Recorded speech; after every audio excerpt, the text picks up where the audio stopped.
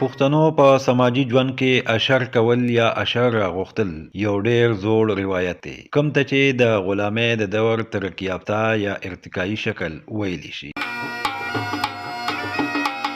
چیرته چې د کروندې د پرمختګ او انساني نابرابرۍ په معاشرتي توګه کمزور خلکو د طاقتور په خدمت کې سرته رسولي وو. د پښتنو په سمایز ژوند کې اشر د ملګرتیا او شراکت یو بهترین نمونه ده. د تیر وخت په څیر اوس هم د خیبر پښتونخوا په زیاتره سیمو کې مقامي اوسیدونکي د یو بل د ملاتړ او مدد په توګه اشر رابلي او بغیر د سماويزي د یو بل مرسته کوي. چې کله زموږ د زمیندار خلک او د خپل روایتو کې د جوار او غلې سنبال کی نو دا بیا غروسته کلتوري د وخو د اشر د چغړ خپل ټول سترس ته معنی زموږ زمیندار خلک په د اشر کې وباسي.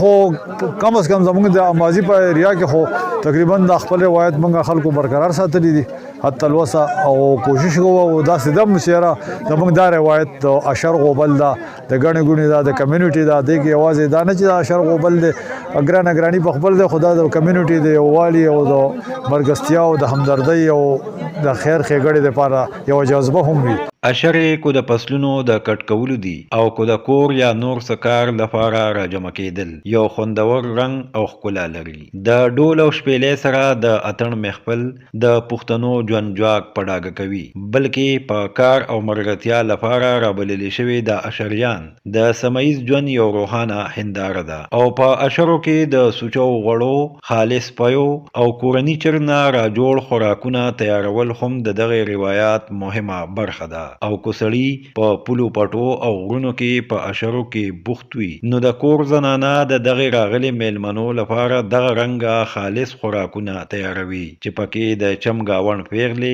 او مشران خزي برخه اخلي. زمینوں کی تقسیم ہوئی ہے، زمینیں کم ہوئی ہیں، اس وقت جیسے بھی اشر اب کم ہوتی ہے، بہت کم لوگ اشر کرتے ہیں.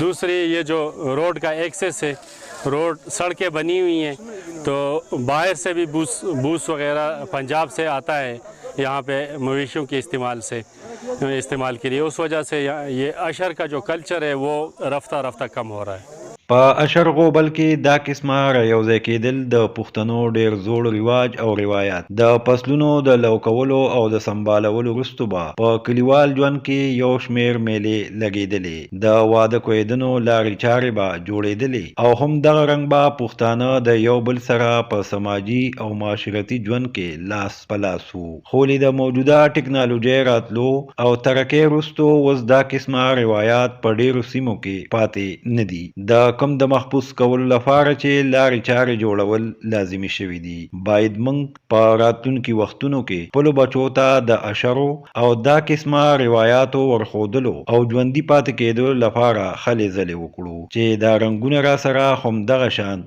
ژوندي پاتې شي. عمران بنيري، خیبر نیوز.